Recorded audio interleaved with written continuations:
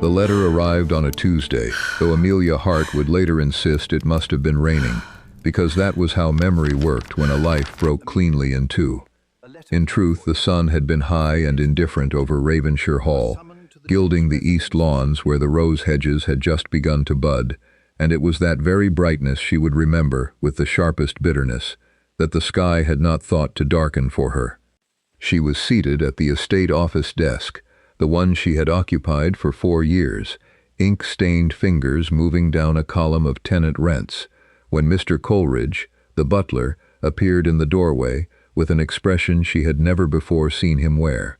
Coleridge did not knock. He simply stood there, hat in hand, though he wore no hat indoors, as if some part of him had already begun to leave the room before his feet did. "His Grace requests your presence in the library," he said. "At once, Miss Hart." She rose, smoothing her skirts, and felt something in her chest tighten without yet knowing why. She had spent 4 years learning the rhythms of Ravenshire Hall, the creak of the third stair, the particular silence that fell over the servants' hall before a storm, the way Duke Sebastian Ashcombe's voice changed pitch when he was troubled versus when he was merely tired. She recognized trouble now, radiating from Coleridge like heat from a hearth, and she walked toward it because she had never in her life walked away from anything simply because it frightened her. The library at Ravenshire was a vast, book-lined room that had always felt to Amelia like the truest chamber of the house, more honest than the ballroom with its gilt mirrors, more revealing than the drawing-room where guests performed their manners. It was where Sebastian did his real thinking, and it was where, 4 years earlier, he had first told her she had a mind sharper than half the men in his solicitor's office, and would she consider managing the estate's books, since God knew his cousin Reginald could not be trusted with a farthing. She had said yes. She had not known, then, that yes would cost her everything. Sebastian stood at the window when she entered, his back to her, his shoulders held with the particular rigidity of a man bracing against something. He was 34 years old, tall, dark-haired, with the kind of face that newspapers called severely handsome when they wished to compliment him, and cold when they did not. Amelia had learned, over 4 years, that neither description captured him truly. He was a man who felt too much and showed too little, who had been raised from the cradle to believe that a duke's face must never betray what a duke's heart contained. "You sent for me, Your Grace," she said. She had never, even in private, called him Sebastian, though there had been evenings, candle-lit, ledger-strewn evenings, when the house was asleep and they worked past midnight over the harvest accounts, when she had wanted to. He turned. His face was the color of old parchment, and his eyes would not quite meet hers. "There have been accusations," he said, "regarding certain missing funds from the Michaelmas rents. Lord Pemberton has taken it upon himself to inform 3 separate members of the House of Lords that the Ravenshire estate cannot account for nearly £2,000, and that the fault lies with—" He stopped. "With me," Amelia finished for him, because she had learned, in 4 years, that when Sebastian could not finish a sentence, someone else must. "The funds are not missing," she said quietly. "You know they are not missing, Your Grace. I moved them into the new tenant improvement account in October, precisely as we discussed, and I have the ledgers to prove it, and Mr. Halloway's signature besides, since he witnessed the transfer." "I know," Sebastian said. His voice cracked on the word, an admission wrapped inside a denial. "I know, Amelia. I have seen the ledgers myself, twice now, and they are without fault. You have done nothing wrong." "Then why," she said, and here her voice too began to fray at its edges, "do you look at me as though I have?" He did not answer at once. He crossed to his desk instead, and there was a paper upon it. She saw it now, a broadsheet, the kind that circulated among the ton with more appetite for scandal than for truth. And he did not hand it to her but simply gestured toward it, as though it might explain what he could not bring himself to say. She read it standing. The words did not need reading twice. They had already found the tenderest part of her and lodged there like a blade. "Whispers from Ravenshire suggest the Duke's secretary, one Miss A. H., has enjoyed liberties with the estate accounts, and perhaps with more than the accounts, given the late hours she is known to keep in his Grace's private study. The insinuation was not subtle. It did not need to be. In the world Amelia had been raised to survive, a world where a woman's reputation was the only currency she was permitted to hold, and where that currency, once spent, could never be earned back, the words on that page were a death sentence dressed as gossip. "This is a lie," she said. "You know it is a lie." "I know," Sebastian said again, and this time his voice was barely above a whisper. "But knowing it does not unmake it, Amelia. Pemberton has been circling this family for a decade, waiting for precisely such an opening, because my father's debts left this house more vulnerable than either of us would wish the world to know, and if this is permitted to fester, if I am seen defending you too fiercely, too personally, the whispers will not stop at accounting irregularities. They will ask why a duke defends his secretary with such heat. They will ask what else, besides her honesty, he is so eager to protect. So you mean to let them believe I stole from you," Amelia said slowly, understanding arriving in her like cold water, "rather than let them ask why you trust me." He did not deny it. That was the worst part, not that he said yes, but that he said nothing at all and let the silence answer for him, the way he had let Coleridge's face answer at her office door, the way he would, she understood now, let every difficult truth in his life be spoken by someone or something other than himself. "I have spoken with my solicitor," he said finally. "It would be best. It would protect the estate, and in time, I believe, it would protect you as well, if you were to resign your position, quietly, before the rumor gains further legs. I will provide a reference, of course, and a settlement generous enough that you need not." "A settlement," Amelia repeated. The word tasted like ash. "Amelia, do not," she said, and something in her tone made him stop, made even the fire in the grate seem to still itself. "Do not call me by my Christian name in the same breath as a settlement, Your Grace. If I am to be dismissed like a housemaid caught pilfering silver, then have the decency to address me as you would address her." He flinched. She saw it, the smallest contraction at the corner of his eye, and some small, foolish part of her hoped that the flinch meant he would reconsider, that he would cross the room and take back every word, and tell Pemberton and the broadsheets and the whole glittering, cruel machinery of the Tun to go to the devil, because she was innocent, and he knew it, and a man who called himself honorable did not sacrifice the innocent to protect his comfort. He did not cross the room. "I am sorry," he said instead. "I am more sorry than you will ever believe. But I have a name to protect that is not only mine, it is my mother's, my sister's, the 200 families who depend upon this estate for their bread. I cannot let it be dragged through scandal for the sake of—" "For the sake of me," Amelia said. "Say it plainly, Your Grace. You cannot let your name be dragged through scandal for the sake of me. I understand you perfectly."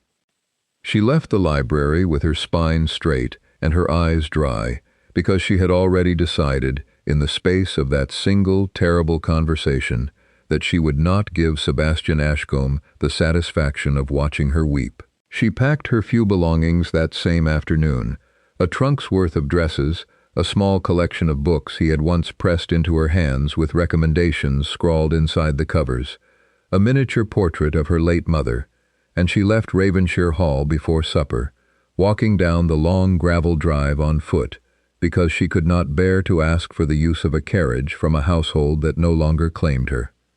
She did not look back at the house. She told herself this was pride. In truth, it was fear.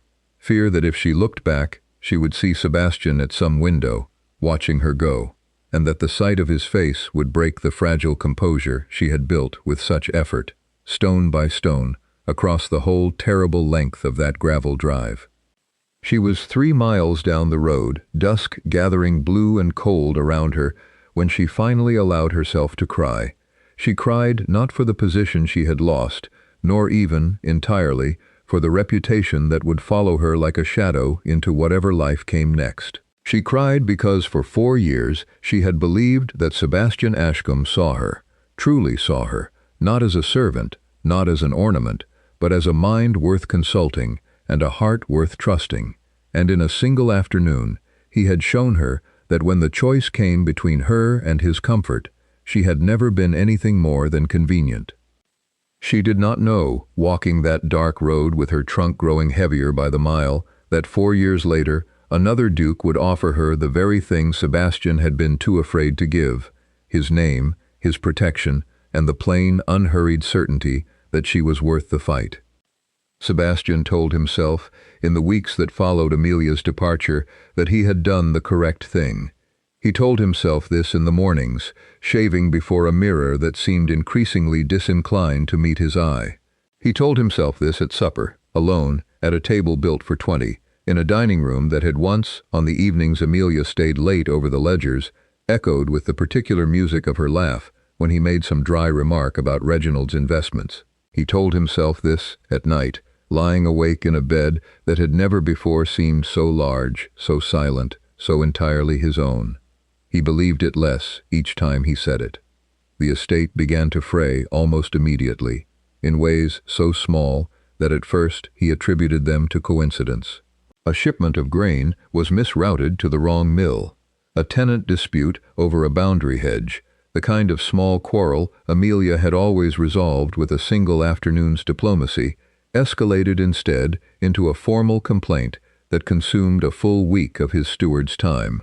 The household accounts, which Amelia had kept in a hand so neat and so exact that Sebastian's own solicitor once remarked he had never seen a ledger so free of error, began to show small discrepancies. Not theft, nothing so dramatic, but the ordinary chaos of a house no longer held together by someone who understood, instinctively, how every thread connected to every other. Mrs. Fenwick, the housekeeper, gave her notice in April. She did not explain herself beyond a single sentence, delivered with the particular bluntness of a woman who had served the Ashcombe family for 30 years, and had therefore earned the right to speak her mind. This house lost its warmth the day it lost Miss Hart, Your Grace, and I find I have not the heart to keep house in the cold. Sebastian did not argue with her. He could not, because he suspected she was right, and a man cannot argue against a truth he has already privately conceded. He threw himself into the business of being a duke, into Parliament, into the tedious social calendar of the season, into a courtship, half-hearted and entirely political, with Lady Cordelia Vane, whose father's fortune might have shored up the very debts Sebastian had once claimed to be protecting when he sacrificed Amelia to the broadsheets. He danced with Lady Cordelia at 3 balls. He found himself, at each one, comparing her conversation unfavorably to a woman who was no longer present to be compared. It was at the 3rd of these balls, held at Pemberton's own townhouse, with an irony Sebastian found almost unbearable, that Lord Pemberton himself approached him near the card-room, wine in hand, and a smile that had never once, in Sebastian's experience, indicated goodwill. "I hear the Ravenshire accounts have been in some disarray since your secretary's departure," Pemberton said, with the studied lightness of a man twisting a knife slowly enough to enjoy the sensation. "A pity. I did wonder, at the time, whether the girl's dismissal was entirely warranted. She kept remarkably tidy books, from what I understand. Far tidier, I gather, than the estate's books have been since." Sebastian's hand tightened around his own glass. "If you have something to say, Pemberton, I would ask you to say it plainly."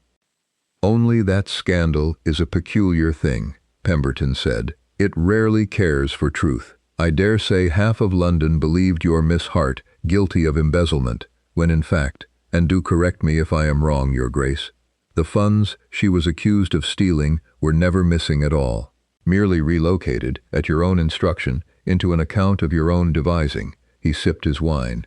"It does make one wonder why a duke would let an innocent woman bear the cost of a rumor he knew to be false."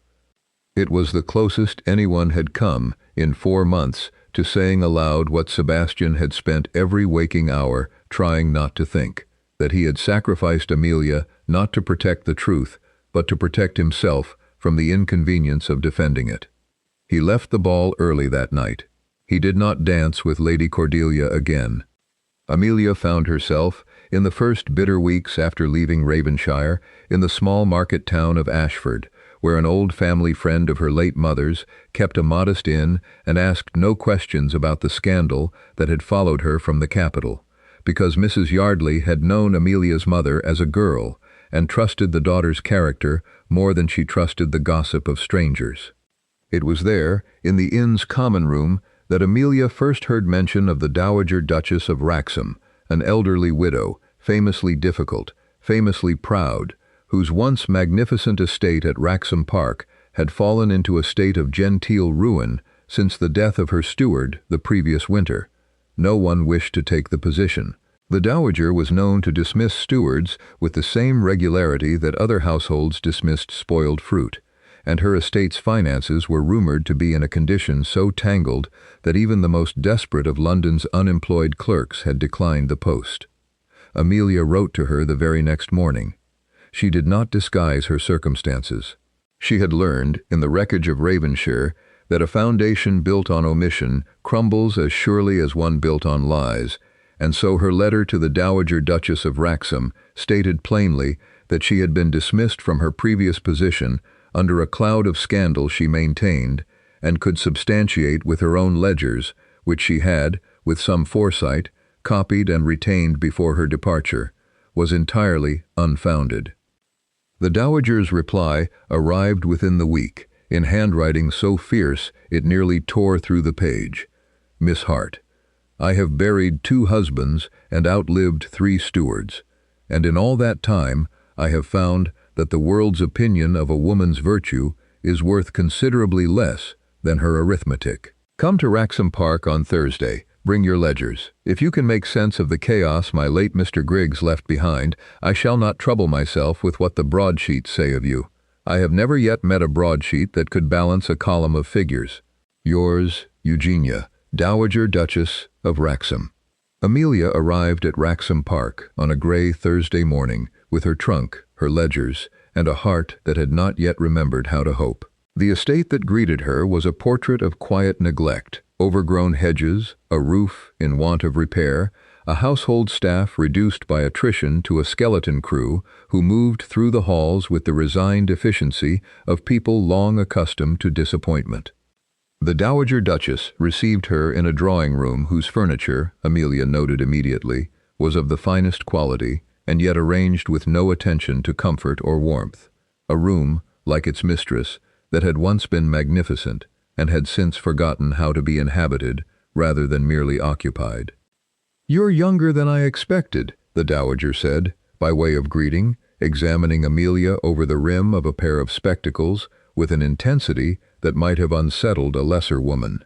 "And you carry yourself like someone who has been humiliated and has not yet decided whether to let it define her." "I have decided," Amelia said. "It will not." The dowager's mouth twitched. Not quite a smile, but its distant cousin. "Good. Sit. Show me these ledgers of yours." Amelia spent the next 4 hours walking the dowager through the tangled remains of the Wrexham accounts, and by the time the candles were lit against the falling dark, the old woman had offered her the position of estate secretary at a salary Amelia suspected was higher than the post strictly warranted, a fact the dowager did not bother to disguise. "I am paying you more than Griggs made in his final year," she said, "because Griggs left me with debts I am still discovering, and you, Miss Hart, strike me as a woman who does not leave things half finished. I have also decided," she added, with the particular relish of a woman who enjoyed defying convention purely for the pleasure of it, "that I do not care what Lord Pemberton or anyone else in that gossiping city says of you. I have my own eyes, and my own arithmetic, and both tell me you are precisely what this house requires." It was the first kindness, unconditional and entirely unearned by anything but her own competence, that Amelia had been offered since leaving Ravenshire, and she found, walking to the small chamber that would become her own that night, that she was crying again, but this time, for the first time in months, not from grief. The years that followed were not dramatic. Amelia would later reflect that this was, perhaps, their great virtue, that healing, when it came, arrived not as a single triumphant moment, but as a slow accretion of ordinary days, each one adding some small weight to the scale that had once tipped so entirely toward despair. She restored Wraxham Park's accounts within a year, untangling debts that had accumulated since the previous steward's decline into illness and neglect.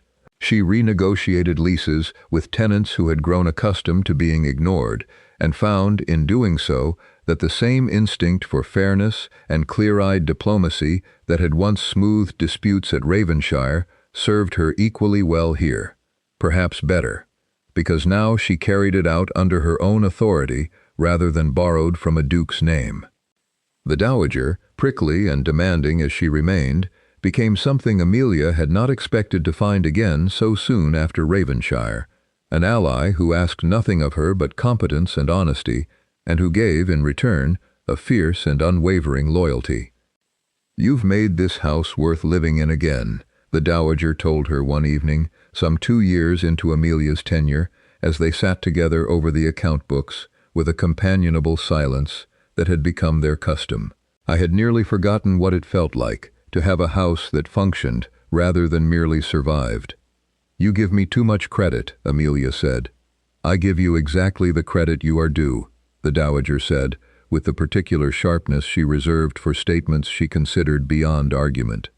"I have watched you rebuild this estate stone by stone, the same way I suspect you rebuilt yourself after whatever fool of a man let scandal chase you from wherever you came before. Do not tell me you deserve less credit than the work shows." Amelia said nothing to this because the dowager, in her bluntness, had touched a wound that had not yet fully closed, though it had, she noted with some private satisfaction, closed considerably more than it once had. She thought of Sebastian less often now. When she did think of him, the thought no longer arrived accompanied by the sharp, breathless pain of that first year, but by something quieter and more complicated, not quite forgiveness, not quite anger, but a kind of clear-eyed understanding of a man who had loved his comfort more than his conscience, and who had paid, she suspected, a price of his own for that choice, though she took no pleasure in imagining what it might be. Word of her work at Wraxham Park began, slowly, to travel. The estate's remarkable recovery under an unmarried woman's management became, in certain circles, a subject of quiet admiration rather than scandal, the kind of story that traveled not through broadsheets, which cared only for ruin, but through the private correspondence of the ton's more discerning members, who noticed such things and valued them. It was through this quieter channel of gossip that Amelia's name first reached the ears of Duke Alistair Grey. Alistair Grey, Duke of Fenmore, was 41 years old, a widower of 5 years, and possessed of a reputation so at odds with the general character of his peerage that London's more cynical hostesses had taken to calling him, half in jest and half in genuine bewilderment, the honest Duke, as though honesty in a man of his rank were a novelty requiring special classification. He had married young, for love rather than advantage, a match that had scandalized his family and delighted everyone who actually knew him. His wife, Margaret, had died of a fever 5 years past, leaving him with a young daughter, Rose, and a grief he had never bothered to disguise beneath the fashionable indifference so many of his class affected. He managed his own estates with a hands-on diligence unusual for a man of his rank, and he had, in the years since Margaret's death, earned a reputation for integrity so consistent that even his rivals found themselves unable to manufacture scandal against him, for the simple reason that there was none to be found. It was the Dowager Duchess of Wraxham, in fact, who first brought Amelia to his attention, the two duchesses being distant cousins and occasional correspondents, bound by a shared impatience with the ton's more tedious conventions. "You must meet my secretary," the dowager wrote to him, with the same blunt confidence she brought to every matter she considered settled. "She has rebuilt Wraxham Park from a ruin into something approaching its former glory, and she did it with a mind sharper than any man I've employed in 40 years. I understand your own Fenmore accounts have been in disarray since old Hobbs retired. Miss Hart would set them right within the 12-month, and you would have the added pleasure of discovering that competence is not, in fact, the exclusive property of men." Alistair Grey, who had spent 5 years since Margaret's death growing increasingly weary of the ton's matchmaking machinations and increasingly appreciative of women who spoke plainly, wrote back requesting an introduction. Their first meeting took place at Wrexham Park itself, in the autumn of Amelia's 3rd year there, over a supper the dowager had orchestrated with a subtlety so thin that even Amelia, distracted as she was by estate business, could not fail to notice its intent. Alistair Gray was not, Amelia noted upon meeting him, a man who announced himself. He was tall, silver beginning to thread through dark hair at his temples, with a quiet, watchful manner that reminded her, at first and uncomfortably, of Sebastian, until she spent an hour in his company and understood that the resemblance was only superficial. Where Sebastian's quiet had always concealed a calculation, a weighing of consequences and reputations, Alistair's quiet seemed to conceal nothing at all. He simply watched and listened, and when he spoke as a man entirely unconcerned with how his words might be repeated in a drawing-room the following week. "The dowager tells me you rebuilt this estate from ruin," he said over the second course. "I confess I find that more impressive than most of what passes for accomplishment in London this season." "The dowager exaggerates," Amelia said. "The estate was not entirely ruined, merely neglected." A modest answer. Alistair's mouth curved, not quite a smile, but its warm approximation. "I find I distrust modesty in a woman who has earned the right to none. Tell me plainly, Miss Hart, how did you accomplish it?" And so she told him, plainly, as he had asked, without the ornamental self-deprecation the ton so often demanded of women describing their own competence. She spoke of the tangled debts, the neglected tenant relationships, the slow, patient work of rebuilding trust between a house and the people who depended upon it. Alistair listened with an attentiveness that Amelia found, to her own quiet surprise, entirely without agenda. He did not seem to be listening in order to formulate his next clever remark, as so many men of his rank did in conversation with a woman. He seemed, simply, to be listening because he found what she said worth hearing. "I would like," he said, when supper had concluded and the dowager had tactfully absented herself to see about the tea, "to ask you a question that is perhaps forward, and you are entirely at liberty to refuse it. My own steward retired this past spring, and my accounts, I confess, have grown into precisely the kind of tangle you describe having unraveled here. Would you consider, Miss Hart, a position at Fenmore?" Amelia hesitated, not from doubt in her own capability, but from the particular caution that 4 years of rebuilding had taught her to carry into any new arrangement. "I would want you to understand my history plainly, Your Grace, before you extend such an offer. I left my previous position under circumstances that were made to look like scandal, though I maintain, and can substantiate, that I did nothing to deserve it." "I know," Alistair said, quite simply. Amelia blinked. "You know?" "The dowager told me the whole of it, some months past, when she first began singing your praises," he said. "I made a few inquiries of my own before writing to request this introduction. Forgive me, I hope you do not find that presumptuous. I found a Lord Pemberton considerably more eager to discuss a certain duke's cowardice than your supposed misdeeds, once pressed on the matter, and I found the Duke of Ravenshire's estate accounts, which are a matter of some public record given his position in the Lord's Finance Committee, in a state of disarray that began, with remarkable precision, the same season his secretary departed." He met her eyes directly. "I do not ask you to Fenmore because I doubt the accusation against you, Miss Hart. I ask because I have looked into it, and I do not believe there ever was an accusation worth doubting." It was, Amelia would reflect later, the first time in 4 years that a man had looked plainly at the wreckage of her reputation, and found, upon inspection, not smoke suggesting fire, but simply a woman who had been failed by someone too afraid to defend her. She accepted the position at Fenmore within the month. News, in London, travelled with a peculiar velocity that had nothing to do with distance and everything to do with appetite, and so it was scarcely 6 months after Amelia's arrival at Fenmore that the rumour reached Sebastian Ashcombe at a dinner party he had attended with the particular joylessness he now brought to most social engagements. "I hear the Duke of Fenmore has taken on quite a remarkable secretary," Lady Hartwell remarked, over the fish course, with the studied casualness of a woman who knew precisely how sharp her gossip could cut, and had chosen her target with care. A Miss Hart, I believe, the very same, if I am not mistaken, who once caused such a scandal at Ravenshire. Her eyes flicked toward Sebastian with poorly disguised curiosity.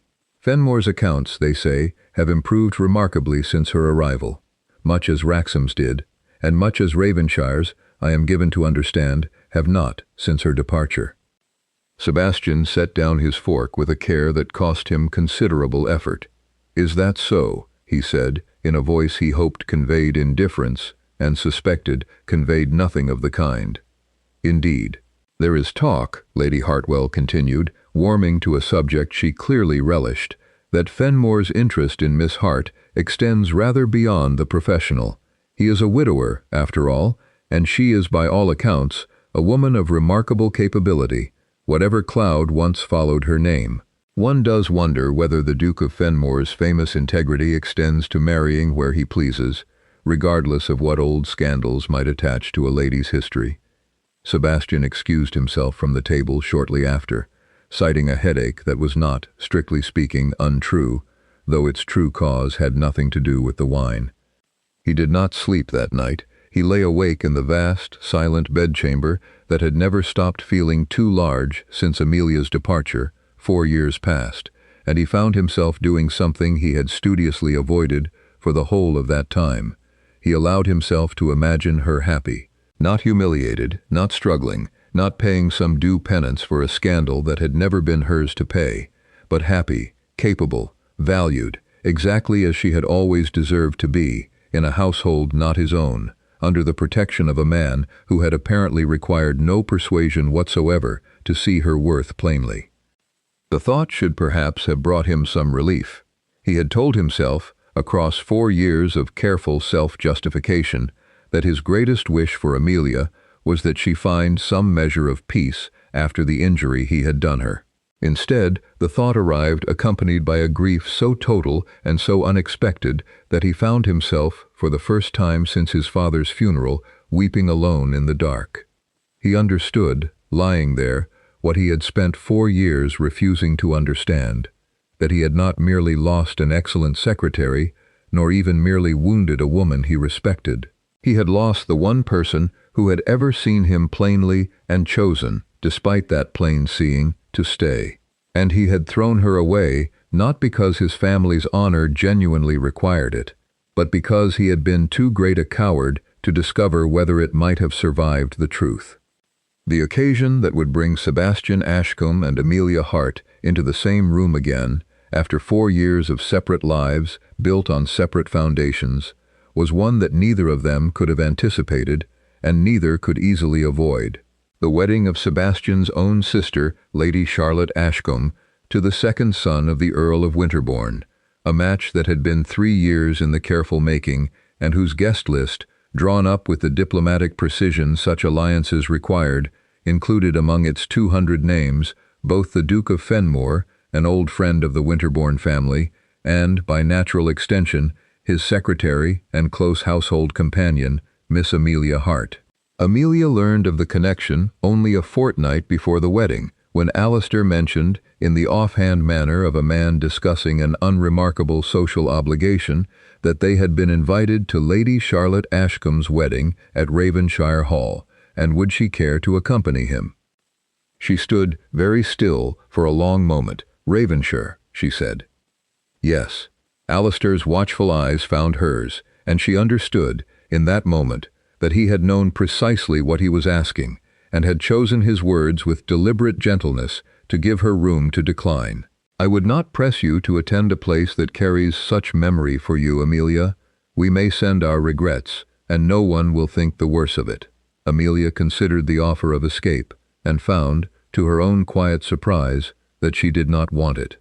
She had spent 4 years rebuilding a life stone by careful stone, first at Wraxham, then at Fenmore, where her role had grown, in recent months, into something warmer and less easily defined than mere employment, though neither she nor Alistair had yet given that warmth its proper name. She had proven, to herself if to no one else, that Sebastian Ashcombe's judgment of her worth had been not merely cruel, but simply wrong, that she was capable, valued, and entirely whole, without his approval or his protection. To decline this wedding, to hide from the place that had once broken her, would be to concede that Ravenshire Hall still held power over her happiness. She had decided, 4 years past, on that dark walk down the estate's long gravel drive, that she would not let Sebastian Ashcombe's cowardice define the remainder of her life. She would not let it define this either. "We will attend," she said. Ravenshire Hall had changed little in 4 years, though Amelia noticed, walking up the same gravel drive she had once walked down with her trunk and her broken heart, that the rose hedges she remembered budding on that terrible spring day had grown wilder and less tended than they once were. A small, telling detail that spoke, she suspected, to a household that had never quite recovered the steady hand that once kept it in order. She wore, for the occasion, a gown of deep sapphire silk that Alistair had insisted upon commissioning for her. Not, he had been careful to explain, from any wish to dress her as an ornament, but because he had noticed, with the particular attentiveness that characterized everything he did, that she owned nothing suited to an occasion of this magnitude, and he would not have her feel less than entirely equal to any woman in that ballroom. She walked into Ravenshire Hall on his arm, with her chin level and her composure absolute, and if her heart beat with a violence that had nothing to do with the wedding itself, she allowed no one, least of all herself, to see it. She saw Sebastian across the ballroom before he saw her. He stood near the great hearth, resplendent in the formal dress the occasion demanded, and for a moment, just a moment, Amelia allowed herself the small, private cruelty of studying him as a stranger might, older than she remembered.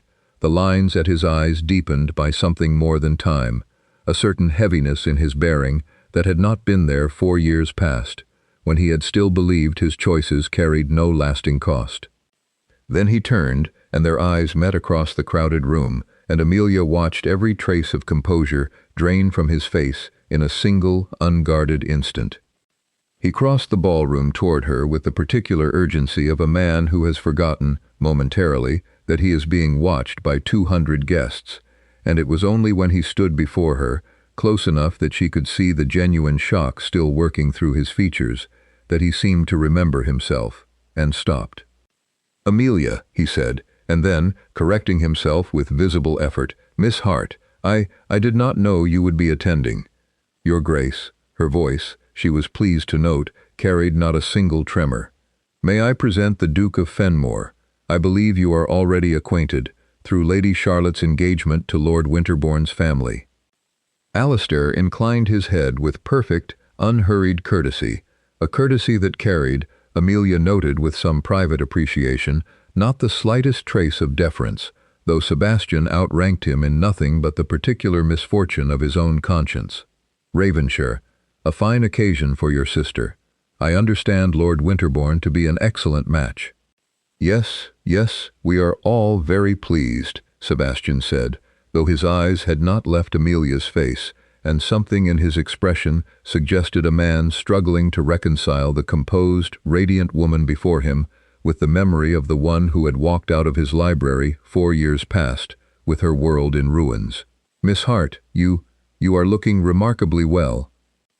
"I am well," Amelia said. "Wraxham Park thrives, if you have heard, and I have lately joined His Grace of Fenmore's household, where I find the work entirely fulfilling." "So I have heard," Sebastian said quietly.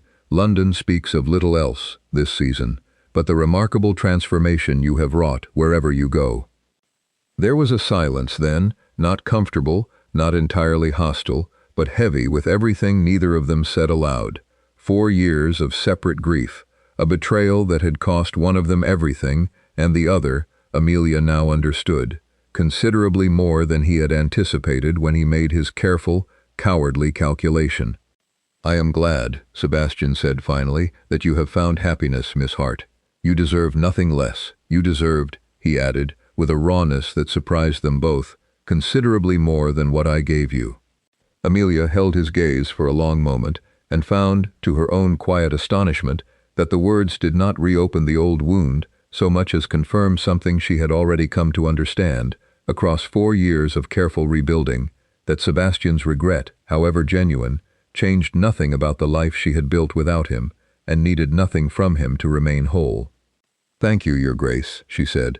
"I have found my happiness. I did not require your permission to do so, but I thank you for the sentiment nonetheless." She did not wait for his reply. She turned, her hand resting easily on Alistair's arm, and walked toward the dancing, leaving Sebastian standing alone by the great hearth of a house that had never quite recovered its warmth since the day she left it.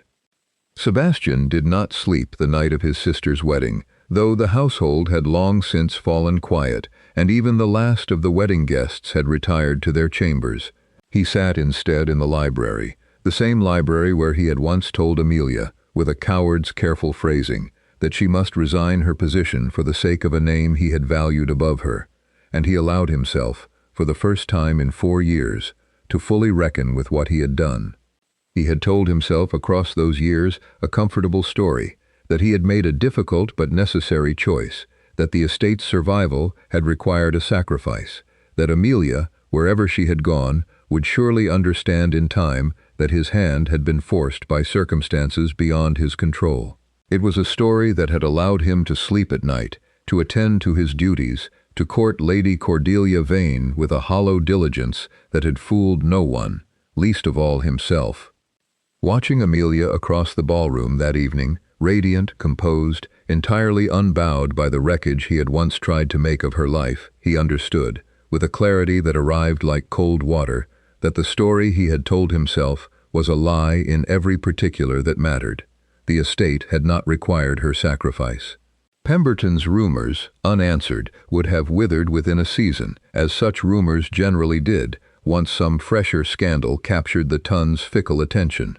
What the estate had required, what Sebastian himself had required, and lacked the courage to provide, was a man willing to stand publicly beside the truth, whatever inconvenience that truth might cause him. He had not lacked the power to protect her, he had lacked the courage to be seen protecting her, for fear of what that visible loyalty might reveal about the depth of his regard. And in refusing to risk that revelation, he had lost her entirely, not merely as a secretary whose competence he now sorely missed, but as the one person who had ever made Ravenshire Hall feel, in the whole of his lonely, dutiful life, like something more than an inheritance to be preserved. He had chosen his title over his heart, and the title, he now understood with bitter clarity, had never once thanked him for the sacrifice. It sat cold and silent in his hands, exactly as it had before, while the warmth he had thrown away built a new life, a happier life, in another man's house. He thought of Alistair Gray, of the easy, unhesitating way the man had claimed acquaintance with Amelia's worth, had investigated the old scandal not to protect his own reputation, but simply because he wished to know the truth, had commissioned a gown for her, not to display her, but to ensure she felt equal to any room she entered. Sebastian recognized, with a jealousy he was ashamed of and could not entirely suppress, that Fenmore had done, without apparent effort, precisely what Sebastian himself had been too afraid to do. He had simply chosen her, publicly and without reservation, and let the consequences fall where they would. Sebastian sat alone in his library until the candles burned low and the gray light of dawn began to press against the windows, and by the time morning fully arrived, he had made a decision that would cost him, he suspected, a good deal more than the £2,000 Pemberton's original lie had ever claimed was missing. He would tell the truth, publicly, completely, and regardless of what it cost him. It took Sebastian 3 weeks to arrange what he intended, because a public confession of the magnitude he now understood was owed could not be rushed without seeming, itself, a kind of theater, and Sebastian was determined that whatever else this act might be, it would not be a performance calculated for sympathy. He wrote first to Lord Pemberton's solicitor, formally demanding a retraction of the original rumor, backed by the ledgers Amelia had preserved, and which Sebastian's own solicitor now confirmed, in writing, had never shown any irregularity whatsoever. He wrote next to the editors of the 3 broadsheets that had originally printed insinuations against Amelia's character, providing them the same evidence and requesting, with a bluntness that startled his own solicitor, that they print not merely a retraction, but the full truth of what had occurred. that Miss Amelia Hart had been dismissed from Ravenshire not for any wrongdoing, but because the Duke of Ravenshire himself had lacked the courage to defend an innocent woman against a rival's malicious fabrication. The broadsheets, sensing a story considerably juicier than the one they had originally printed, obliged with enthusiasm. "Ravenshire confesses," ran one particularly gleeful headline. "Duke admits 4-year-old scandal was his own cowardice, not lady's misdeed." Sebastian did not stop at the broadsheets. He requested, and was granted, an audience before the very committee of the House of Lords Finance Board where Lord Pemberton held his seat, and there, before a room of his peers, he stated plainly that the funds once alleged to be missing from the Ravenshire accounts had never been missing at all, that his former secretary, Miss Amelia Hart, had managed those accounts with a competence and integrity he had never since matched with any successor, and that he, Sebastian Ashcombe, the Duke of Ravenshire, had knowingly allowed an innocent woman to bear the cost of a rumor he understood, from the very first day, to be false, because he had valued his own comfort above her rightful defense. Lord Pemberton, present in the room, went visibly pale and offered no rebuttal that survived Sebastian's calm recitation of dates, ledgers, and witnesses. It was, by any measure, a remarkable act of public humiliation, self-inflicted, entirely voluntary, and calculated to cost Sebastian precisely the reputation he had once sacrificed Amelia to protect. Society's response was neither uniformly kind nor uniformly cruel. Some praised his belated honesty, others mocked the 4 years of cowardice that had preceded it, and Sebastian bore both reactions with the same steady equanimity, because he had not undertaken this reckoning to win back anyone's good opinion. He had undertaken it because it was, finally, 4 years too late, the simple and unglamorous truth. He did not write to Amelia to inform her of what he had done. He did not visit Fenmore, did not send flowers or letters or any of the gestures a lesser man might have deployed in hope of swift forgiveness.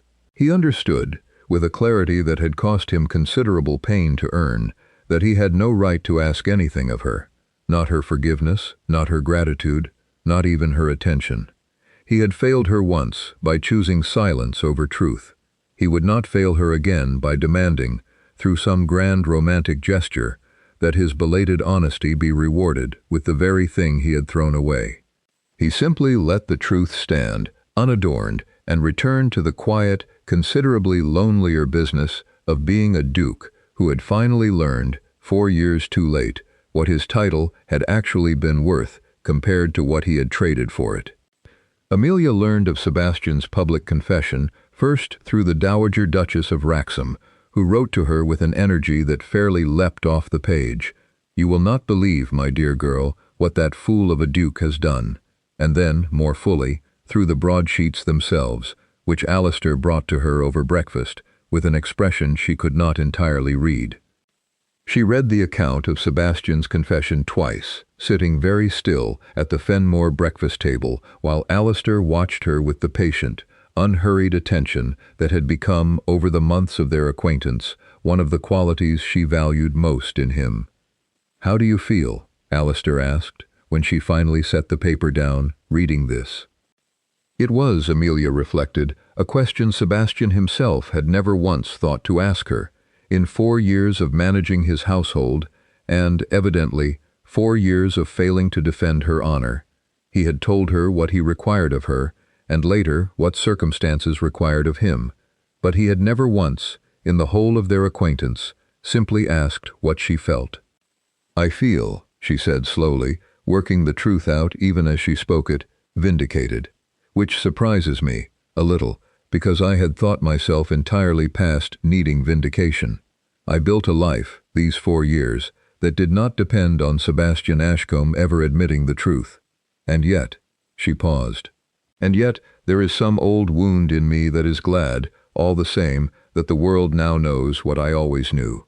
"That is not weakness," Alistair said quietly. "Wanting the truth acknowledged is not the same as needing his approval to feel whole.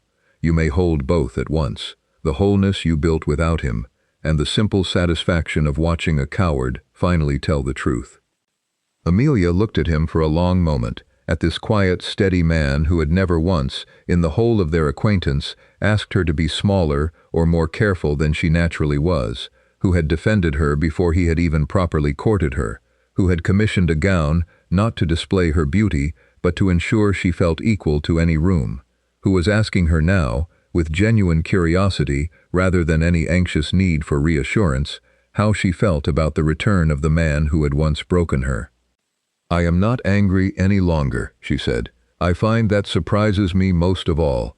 I thought, for a long while, that I would carry some anger toward Sebastian for the rest of my days, but watching him confess so publicly, watching him accept a humiliation he clearly understood he had earned, I feel mostly a kind of distant sorrow. He lost a great deal, choosing his comfort over his conscience. I do not think he will ever fully recover what that choice cost him."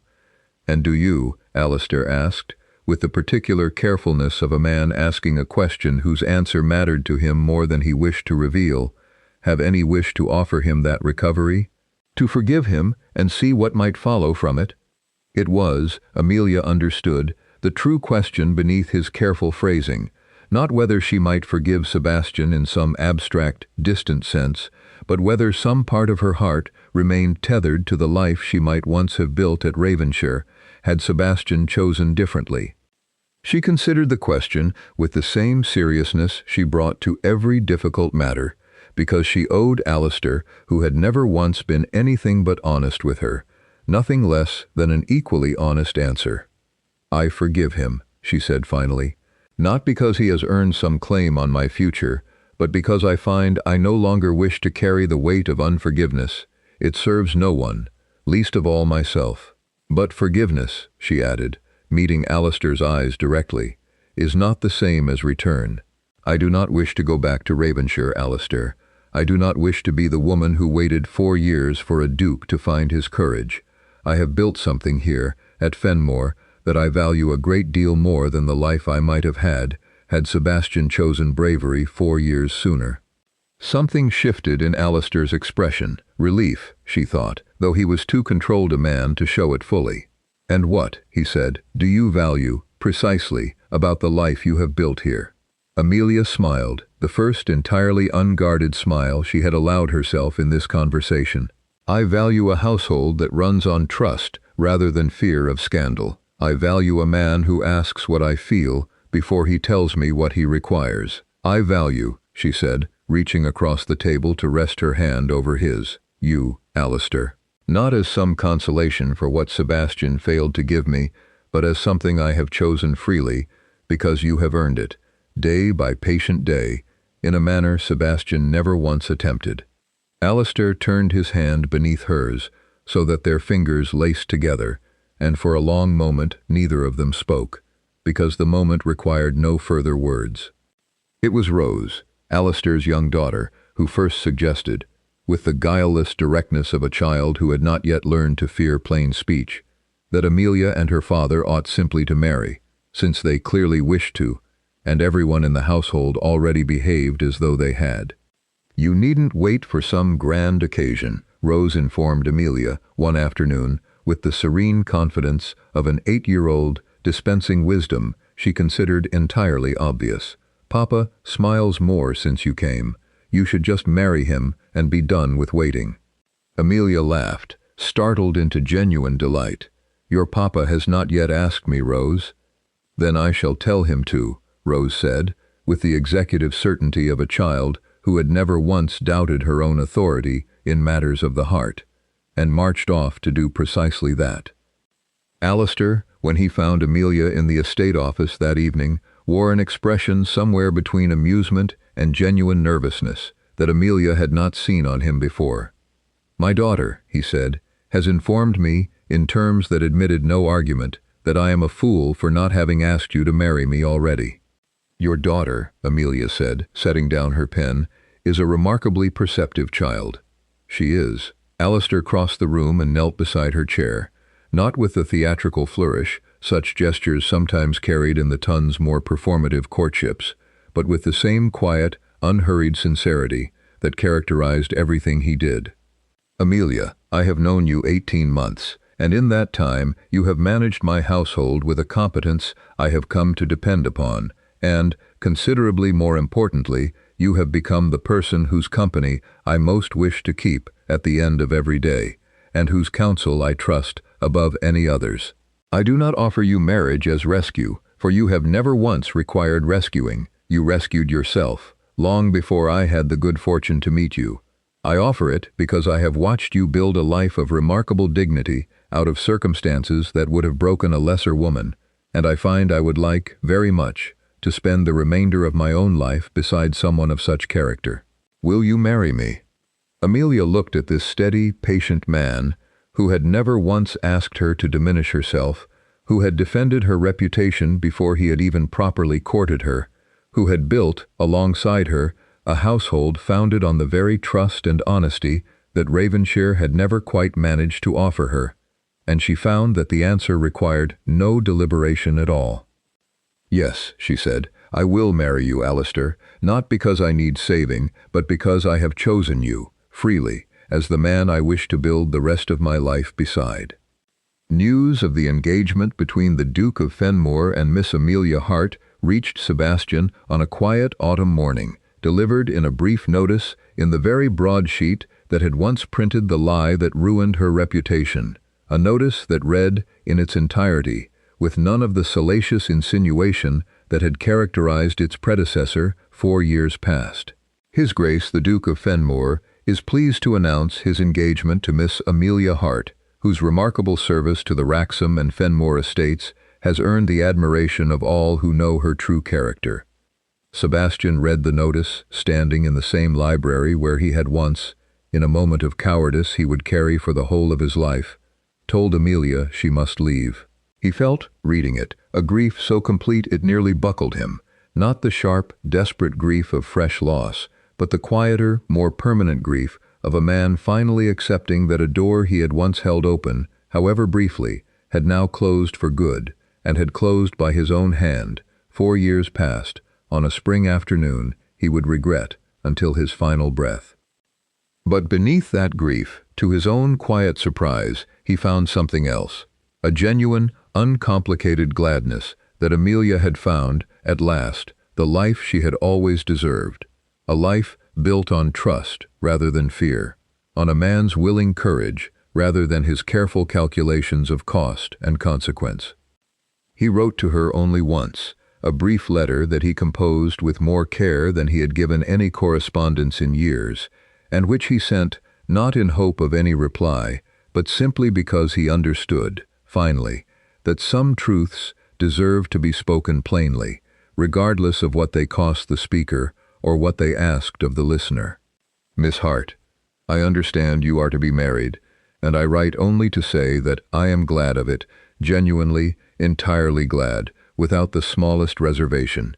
You deserve a man who chooses you publicly and without hesitation, precisely as the Duke of Fenmore has done. I regret, more than I can adequately express, that I was not that man when it mattered most. I do not ask your forgiveness, for I understand it is not owed to me simply because I have finally found the courage to admit my failure. I ask only that you know this. The 4 years since your departure have taught me that a title is a cold and hollow thing to have chosen over a woman of your character, and I will carry that knowledge and that regret for the whole of my life. I wish you every happiness that Ravenshire failed to give you." Sebastian, Amelia read the letter twice, alone in her chamber at Fenmore, and found that it moved her, not toward any reconsideration of the choice she had made, which remained, in her heart, entirely settled, but toward a final and complete release of whatever bitterness had lingered, unacknowledged, in some quiet corner of her heart across the 4 years since Ravenshire. She wrote back only briefly, because she understood, reading his letter, that Sebastian had not written to ask anything of her, and she would not burden a genuine act of humility with more words than the moment required. "Your Grace, I accept your apology, and I release you, fully and finally, from whatever debt you believe yourself to still owe me. I built a life of my own worth, and it is complete, and I do not carry Ravenshire's shadow into it. I wish you the courage, in whatever remains of your own life, to choose truth before it cost you what it cost you with me. That is the only wedding gift I have to offer you, and I hope you find it worth more than the title you once thought, worth more than my trust. Amelia. Epilogue. The Best Revenge.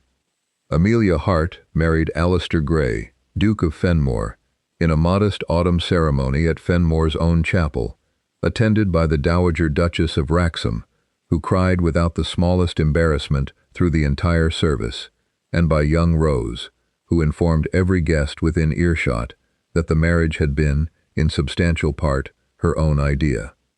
Sebastian Ashcombe was not invited and did not expect to be. He learned, some years later, that he had never fully recovered the particular warmth Ravenshire Hall had once possessed under Amelia's quiet stewardship, that no successor, however competent, ever restored quite the same steady grace to the estate's daily life, and he came to understand, in the long unmarried years that followed, that this was not merely coincidence, but a kind of permanent, self-inflicted consequence, the natural cost of having once chosen a title's comfort over a woman's trust, and having learned the true price of that choice only after it could no longer be repaid. Amelia, for her part, thought of Ravenshire rarely, and when she did, it was without bitterness, a settled, distant chapter in a life that had grown, in the years since, considerably larger and warmer than anything that house had once offered her. She and Alistair built, together, a household founded on precisely the qualities Ravenshire had lacked: honesty spoken plainly, trust extended freely, and a partnership in which neither party was ever asked to diminish themselves for the sake of the other's comfort. She often told Rose, in the years that followed, as the girl grew into a young woman navigating her own complicated world, that the truest revenge a wronged woman could take was never punishment, however satisfying punishment might feel in the moment of fresh betrayal. The truest revenge was simply this: to become, through patient and unglamorous effort, a woman so thoroughly whole that the man who once tried to diminish her became nothing more than a small, sorrowful footnote in a life that had grown magnificently beyond his ever reaching it again. She had not sought Sebastian's ruin. She had not humiliated him, nor schemed against him, nor taken the smallest pleasure in his public confession beyond the simple satisfaction of watching truth, however delayed, finally stand where a lie once stood in its place. She had simply lived, fully, honestly, and without apology, and in doing so, she had shown Sebastian Ashcombe, more completely than any revenge she might have engineered, exactly what he had thrown away the day he chose his title over her trust. It was, she reflected, watching Alistair across their own warm and well-tended table on the evening of their first wedding anniversary, precisely as it should be. Some doors, once closed by cowardice, were never meant to reopen. Some hearts, once broken by one man's failure of courage, were meant instead to be rebuilt by a braver one, not as consolation, not as rescue, but as the simple, earned reward of a woman who had refused, across every dark mile of that long walk from Ravenshire, to let another's cowardice define the whole of what she deserved.